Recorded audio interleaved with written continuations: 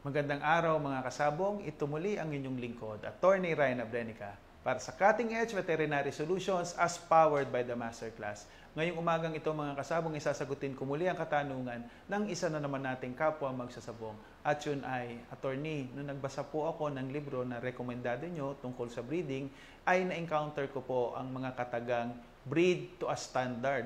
Ano po bang ibig sabihin yan, Attorney? Okay kasabong ha, breeding to a standard means ang pagbibreed ng mga manok ayon-ayon sa isang pamantayan, no? So ano bang mga pamantayan ang pinag-uusapan natin dito? Tatlong klase ang standard na ating pinag-uusapan sa panahon na ito sa pagbibreed ng mga manok panabong. Ang unang standard o pamantayan ay yung standard o pamantayan ng lahi na binibreed mo. For example, nagbibreed ka ng mga sweater, ang pamantayan niya o standard ng mga sweater ay magandang istasyon ng manok, preferably high station, yellow leg, pongkan, at may puti sa buntot. So, yun naman ang typical na sweater na nakikita nating mga manok.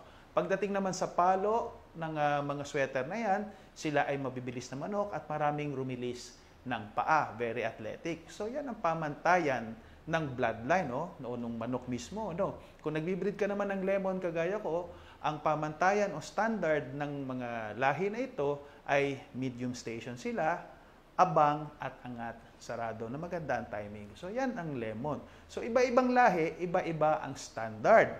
Ang pangalawang standard na pinag-uusapan naman natin mga kasabong ay yung standard mismo ng isang breeder, no? So each breeder breeds to a standard o may kanya-kanya tayong pamantayan pagdating sa pagpili ng mga manok, no? So for example, ang isang breeder na ito, mahilig siya sa mabilis at agresibong mga manok, no? So yun yung pamantayan ng breeder na yan. When it comes to me naman mga kasabong, ang gusto kong mga manok ay yung matiming at saka mautak, preferably angat. So yan ang standard ko bilang isang breeder. Pag pumipili ako ng mga linyada, kahit ano pang bloodline yan, mas gusto ko yung mga manok na may timing, angat, at may utak, no? So ano naman yung pangatlong klaseng standard mga kasabong? Yan ay ang standard naman ng labanan sa ngayon, no? Nung mga nakaraang panahon, ang standard o pamantayan ng pagpili ng mga panlaban ayon sa mga labanan, sa mga derbies o kung ano man, ay mga manok na angat sarado, no? So in the 90s, 2000s, yan ang gustong-gusto natin na pamantayan o standard. Pagdating naman sa panahon ngayon, ang standard o pamantayan sa malalaking labanan ay mga manok na maraming pumaan, no? Very athletic dapat at malalakas sa lupa. Hindi na basta-basta daw ngayon na pwedeng paangat-angat lang ang iyong manok sapagkat ang mga bloodlines o standard ng mga manok ngayon ay sobrang bibilis sa baba at aabutin kanila. So to recap mga kasabong, ang standard o pamantayan na pinag-uusapan natin ay yung standard ng isang lahi. Bawat bloodline ng manok may kanya-kanya yung standard o pamantayan. Ang pangalawa ay yung standard bilang isang breeder o ikaw mismo, ano ba ang pamantayan mo sa isang manok? At ang pangatlo ay ang standard o pamantayan ng kompetisyon o labanan sa ngayon, no? So anong kahalagahan na ikaw ay nagbi-breed to a standard?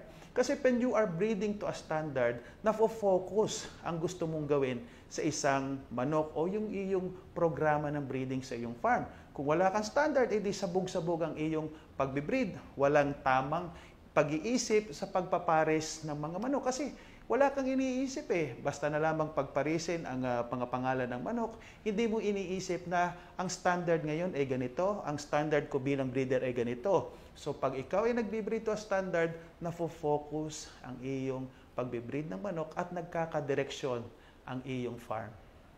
Ito muli ang inyong lingkod, Attorney Ryan Abrenica, para sa Cutting Edge Veterinary Solutions as powered by the Masterclass.